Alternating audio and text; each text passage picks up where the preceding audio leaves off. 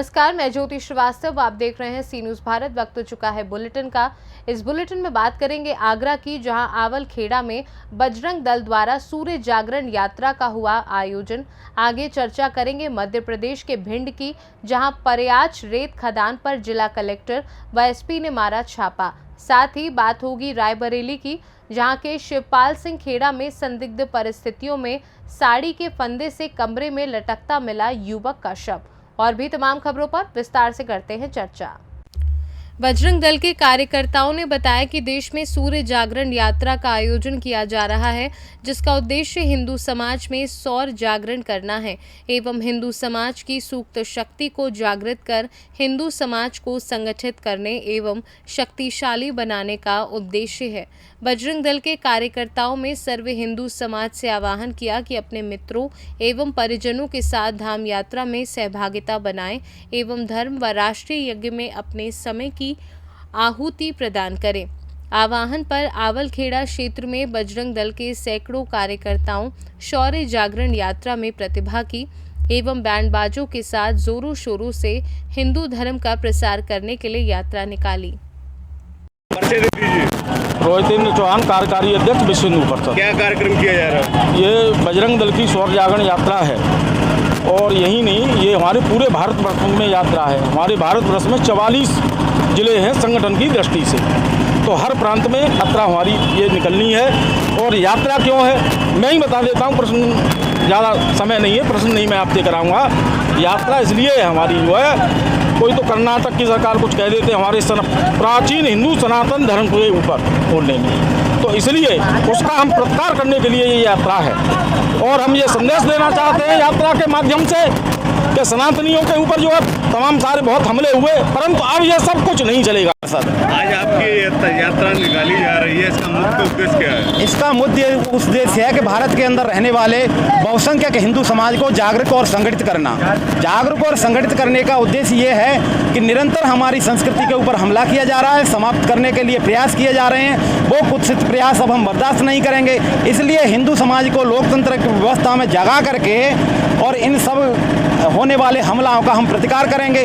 जिस तरह से केरला और कर्नाटका के अंदर हमारे मंदिरों को तोड़ा जा रहा है, जम्मू कश्मीर से हिंदू को पलायन होने की स्थिति बन गई है, दिल्ली जैसे देश की राजधानी वहाँ से हिंदू पलायन कर रहा है। हिंदू पलायन न करे, हिंदू अपने स्थान पर स्थापित होकर के रहे और चैन शांति की जीवन जिए और देश के अंदर शांति कायम रहे। परिषद खंदौली प्रखंड से मंत्री हूँ। आज आपने जो ये यात्रा निकाल रहे हो, बाइक रैली निकाल रहे हो, किसके आह्वान पर निकाल रहे हो, क्या है इसका मुख्य उद्देश्य? इसका मुख्य उद्देश्य है हमारे हिंदू समाज को जागृत करना और दिखाना समाज को कि अभी हिंदू जीवित है। आगरा से सी न्यूज़ संवाददाता विष्णु बघेल की रिपोर्ट। भिंड परयाच रेत खदान पर कलेक्टर संजीव कुमार श्रीवास्तव और एसपी मनीष खत्री ने छापा मारा। बता दें कि नेता प्रतिपक्ष डॉक्टर गोविंद सिंह के विधानसभा क्षेत्र में आती है परयाच रेत खदान। 20 से अधिक डंपर जब्त, क्षेत्र में तलाश जारी है। प्रशासन और पुलिस की संयुक्त दबिश, रेत के भारी मात्रा में डंप की जब्ती जारी।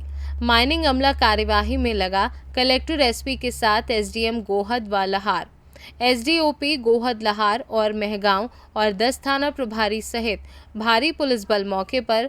कई संदिग्धों को अभिरक्षा में लिया गया है। भिंड से सी न्यूज़ संवाददाता विनोद शर्मा की रिपोर्ट। उत्तर प्रदेश के जनपद मुरादाबाद सिविल लाइन क्षेत्र के कलेक्ट्रेट पर पहुंचकर जमायत अल मंसूरी समाज के कार्यकर्ताओं ने और पदाधिकारी अनुमान मंसूरी ने मुरादाबाद के जिलाधिकारी के माध्यम से मुख्यमंत्री योगी आदित्यनाथ को ज्ञापन सौंपा और अपनी मांग रखी कि मंसूरी समाज एक पिछड़ा हुआ समाज है। मंसूरी समाज का पुश्तैनी काम बुनकर का है।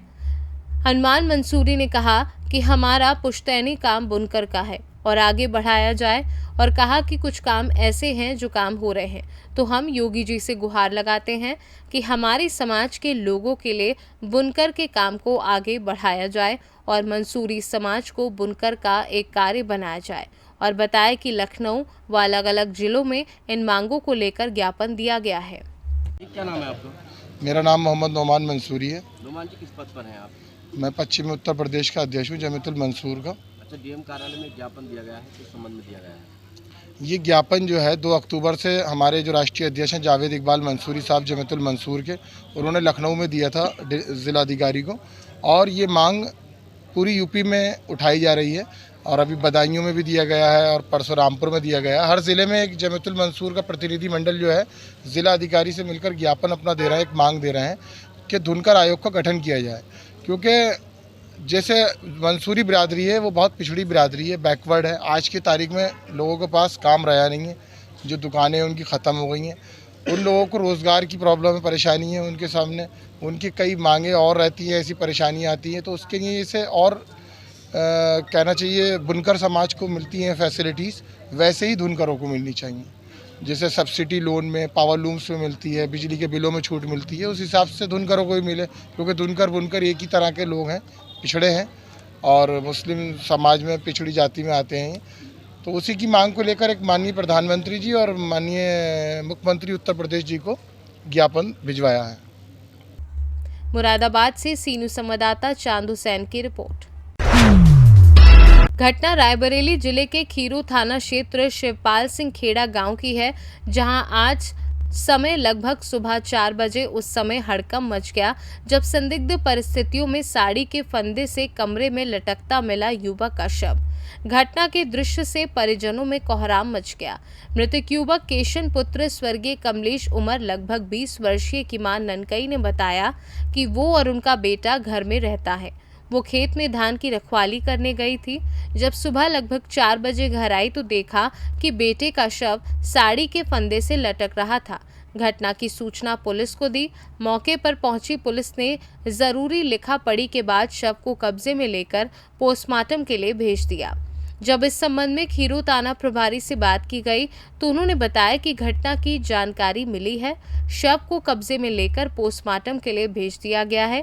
बाकी सभी तथ्यों पर जांच की जा रही है। क्या नाम है? सोनी।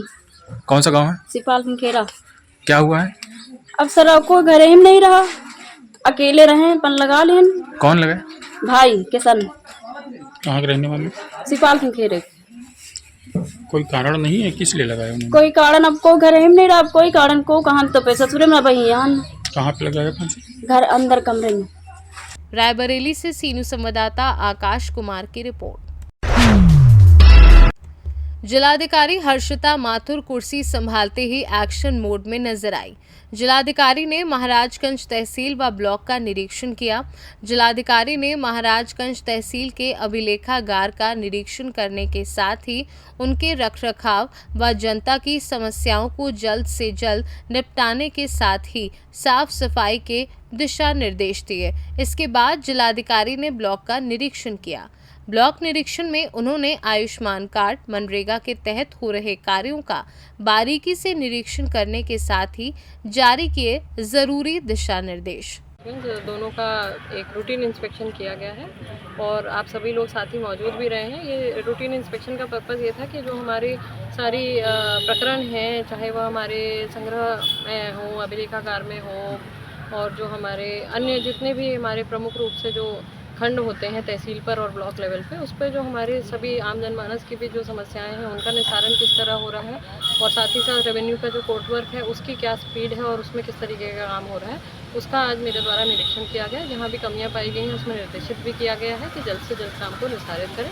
ब्लॉक में प्रमुख रूप से मनरेगा, NRLM, इनकी फंक्शनिंग को देखा गया है, और साथ ही साथ ब्लॉक में जो हमारी सारी कार्रवाइयाँ चल रही हैं, फील्ड में हम लोग क्या काम कर रहे हैं, मरम्मत, रिबोर के जो वो हैं, आयुष्मान कार्ड में जो कार्य चल रहा है, ये सभी चीज़ों को एक रूटीन इंस्पेक्शन के माध्यम से आज देखा गया। कुछ आवश्यक कार्रवाइयाँ मुख्य कोई निर्देश में? देखिए, जैसा मैंने कहा, ये एक रूटीन इंस्पेक्शन था जिसके बारे में पूर्व से ही हमने यहाँ पर सूचना भी दे दी थी, तो सभी लोगों ने अपना कार्य जो है उसको ठीक कर लिया है। जहाँ जहाँ कमी पाई गई है वहाँ पर निर्देशित कर दिया गया। अब यदि निर्देश होने के उपरांत भी उसमें कार्य में सुधार नहीं आता, तभी किसी के विरुद्ध किसी कार्रवाई पर विचार किया जाए। Thank you. रायबरेली से सीनू संवाददाता देवराज की रिपोर्ट। फिलहाल के लिए बुलेटिन में बस इतना ही। देश दुनिया की तमाम खबरों को जानने के लिए आप देखते रहिए सी न्यूज़ भारत।